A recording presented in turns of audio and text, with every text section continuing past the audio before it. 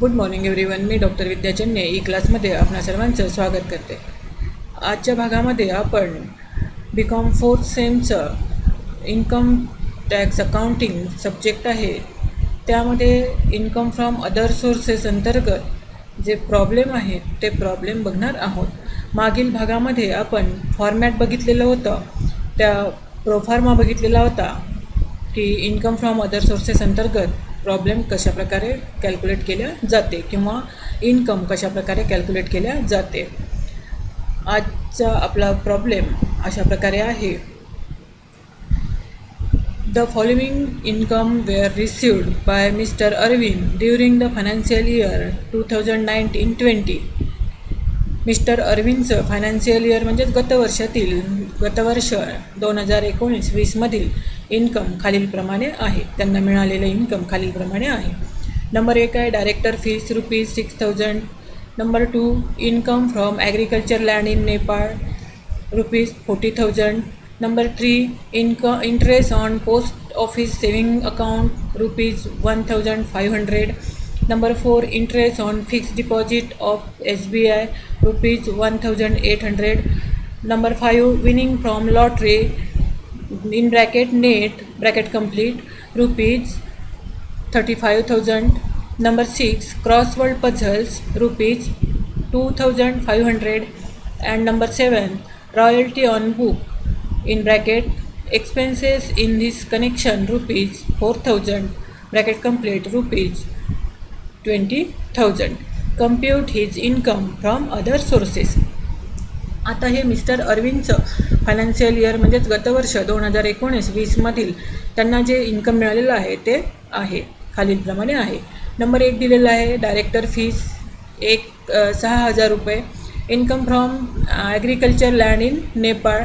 Income from agriculture land in Nepal जर Indian असतं income from agriculture land in India तर tax free असतं. Indian from agriculture land in Nepal आहे म्हणून ते टॅक्सेबल राहील. या फॉर्मॅटमध्ये आपल्याला काय करायचं आहे, इन्कम फ्रॉम अदर सोर्सेस अंतर्गत इन्कम कसं कॅल्क्युलेट करायचं आहे, तर टॅक्सेबल कोणता आहे आणि टॅक्स फ्री कोणता आहे. टॅक्स फ्री असेल तर एक्झेम्प्ट म्हणून दाखवायचं आहे, टॅक्स फ्री म्हणून दाखवायचं आहे, आणि टॅक्सेबल असेल तर आउटर कॉलमला अमाऊंट घ्यायची आहे आणि त्याच्यानंतर इनर कॉलमला कॅल्क्युलेशन करायचं आहे. कॅल्क्युलेशन आलेलं आउटर कॉलमला लिहायचं आहे. तर अशा प्रकारे हे कॅल्क्युलेशन करायचं आहे. नंबर 1 दिलेला आहे डायरेक्टर फीस 6,000 घ्यायचं आहे. संचालक शुल्क ज्याला म्हणतो आपण, त्यांनी संचालक असेल कंपनीचा किंवा कुठल्याही भागाचं डायरेक्शन केलं असेल कुठल्याही एका गोष्टीचं, असं म्हणण्यापेक्षा ते एका कंपनीचे संचालक आहे असं आपण गृहीत पकडूया आणि त्यांना डायरेक्टर फीस मिळालेली आहे तर ती आहे ₹6,000. ती टॅक्सेबल आहे. त्यानंतर income from agriculture land in Nepal. India जर असतं, इंडियाची ॲग्रिकल्चर लँड असती, ॲग्रिकल्चर इन्कम असतं ॲग्रिकल्चर लँडपासून मिळालेलं, तर ते काय झालेलं असतं, टॅक्स फ्री असतं. पण इथे नेपाळचं आहे. अदर कंट्रीचं जर हे असेल इन्कम फ्रॉम ॲग्रिकल्चर लँडपासून मिळालेलं जर इन्कम असेल तर ते टॅक्सेबल असते. म्हणून आपण 40,000 घेतलेले आहेत, काउंट केलेलं आहे. Interest on post office saving account. हे पोस्ट ऑफिस सेव्हिंग अकाउंट जे आहे ते इंडिव्हिज्युअलकरिता ₹3,500 टॅक्स फ्री आहे आणि इथे ₹1,500 आहे म्हणून इथे एक्झेम्प्ट आहे. आपण आउटर कॉलमला नील लिहिलेलं आहे. त्यानंतर interest on fixed deposit of SBI. आपण मागच्या भागामध्ये प्रोफॉर्मा बघितला होता, त्या प्रोफॉर्म्यामध्ये इंटरेस्ट ऑन सिक्युरिटी त्याच्यामध्ये दिलेलं आहे. Interest on fixed deposit of SBIमध्ये जर फिक्स्ड डिपॉझिट असेल तर त्यावरील इंटरेस्ट जे आहे ते टॅक्सेबल आहे. 1,800. त्यानंतर winning from lottery in bracket net दिलेलं आहे, म्हणजेच उगमस्थानी कपात करून दिलेला आहे, TDS कापून दिलेला आहे, म्हणजेच अमाऊंट जी आहे ती टॅक्स कापून दिलेली आहे. मग आपल्याला त्याला नेमकी लॉटरीची अमाऊंट जी आहे ती किती मिळालेली आहे हे बघण्याकरता ग्रॉस अमाऊंट काढायला लागेल. म्हणून आपण काय करतो की 35,000 म्हणजेच हे जे आहे आपलं फॉर्म्युला आहे रिसिव्ड इंटरेस्ट अपॉन 100 - 30. आकस्मिक उत्पन्नाचं जे हे आहे टॅक्स रेट आहे तो 30 आहे, म्हणून 100 मायनस 30 मायनस केले असता 100मधून 30 मायनस केले असता 70 येते. त्यानंतर इंटू 100 म्हणून रिसिव्ड इंटरेस्ट अपॉन 70 इंटू 100 हे कशाचं कॅज्युअल इन्कम ग्रॉस करण्याचं फॉर्म्युला आहे. तर हा यूज करून आपण काय केलेलं आहे, ग्रॉस जी अमाऊंट आहे विनिंग फ्रॉम लॉटरी ती कॅल्क्युलेट केलेली आहे आणि ती हे जे कॅल्क्युलेशन केलं आपण 35,000 अपॉन 70 इंटू 100 तर 50,000 अमाऊंट इथे आहे ते आउटर कॉलमला घेतलं आहे.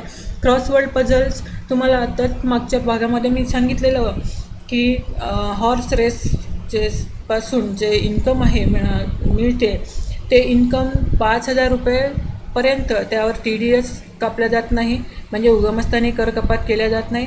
तसंच हॉर्स रेसेस सोडून बाकी सर्व आकस्मिक उत्पन्न जे आहे म्हणजेच कॅज्युअल इन्कम जे आहे त्या सर्वांवरती 10,000 रुपयापर्यंत TDS कापल्या जात नाही, म्हणजे उगमस्थानी कर कपात केल्या जात नाही. तर उगमस्थानी कर कपात म्हणजेच जिथून इन्कम मिळते आपल्याला ते इन्कम मिळण्याच्या आधीच त्याचा आपल्या हाती म्हणजे ज्या व्यक्तीला इन्कम प्राप्त होत असते त्या व्यक्तीला इन्कम मिळण्याच्या आधीच त्यावर टॅक्स कपात करणे म्हणजे उगमस्थानी कर कपात होय. म्हणजे सपोज मला जर पेमेंट मिळत आहे तर मला पेमेंट मिळण्याच्या आधीच माझा टॅक्स जो आहे तो कट होऊन नंतर मग मला पेमेंट मिळणे, अशा प्रकारे जर असेल तर त्याला TDS असे म्हणतात, उगमस्थानी कर कपात असे म्हणतात. तर इथे हे विनिंग फ्रॉम लॉटरी जर नेट अमाऊंट जर त्याच्या हाती आली असेल तर काय होते, त्याला ग्रॉस करावं लागते आणि ग्रॉस करताना हा जो रेट आहे 30% तो घ्यायचा आहे आणि म्हणजेच 100 मायनस 30 इज इक्वल टू 70. म्हणून इथे काय करायचं आहे 35,000 अपॉन 70 इंटू 100 वर आपण आता फॉर्म्युला जो बघितला त्या फॉर्म्युला अंतर्गत कॅल्क्युलेशन करायचं आहे. अमाऊंट 50,000 येते. क्रॉसवर्ड पझल्स 10,000पर्यंत उगमस्थानी कर कपात केल्या जाते. इथे फक्त 2,500 आहे म्हणून आणि नेट पण शब्द दिलेला नाही आहे. आता नेट शब्द दिलेला असता तरी पण आपण काय केलं असतं जशीच्या तशी अमाऊंट घेतली असती, कारण 10,000 रुपयापर्यंत त्याला उगमस्थानी कर कपात केल्या जात नाही, म्हणून जशीच्या तशी अमाऊंट घ्यायची आहे, म्हणजे ती अमाऊंट ग्रॉस आहे असं समजूनच आउटर कॉलमला लिहायची आहे. त्यानंतर रॉयल्टी ऑन बुकवर रॉयल्टी मिळून राहिलेली आहे, अधिकार शुल्क मिळून राहिलेलं आहे. तर आता ह्या रॉयल्टी मिळताना त्याला एक्सपेन्सेस जर काही आलेला असेल, खर्च आला असेल तर तो खर्च जो आहे आपला स्टेशनरीचा प्रिंटिंगचा वगैरे खर्च जो येतो तो खर्च जर आला असेल तर तो अलाऊ आहे, म्हणजेच त्याची डिडक्शन जी आहे ती मिळते. म्हणून 20,000 रुपयातून 4,000 रुपये त्याला एक्सपेन्सेस आलेला होता, तो एक्सपेन्सेस मायनस केला असता शिल्लक राहिलेली अमाऊंट जी आहे ती काय होते टॅक्सेबल अमाऊंट म्हणून गणल्या जाते, त्यानंतर कॅल्क्युलेट केल्या जाते. त्यानंतर ह्या सर्व आयटमची जे इन्कम आहे त्या इन्कमची जर समजा बेरीज केली तर त्याला आपण काय म्हणतो ग्रॉस इन्कम. ग्रॉस इन्कममधून डिडक्शन अंडर सेक्शन 57(1) मायनस जर केलं तर आलेल्या अमाऊंटला आपण इन्कम फ्रॉम अदर सोर्सेस असं म्हणतो.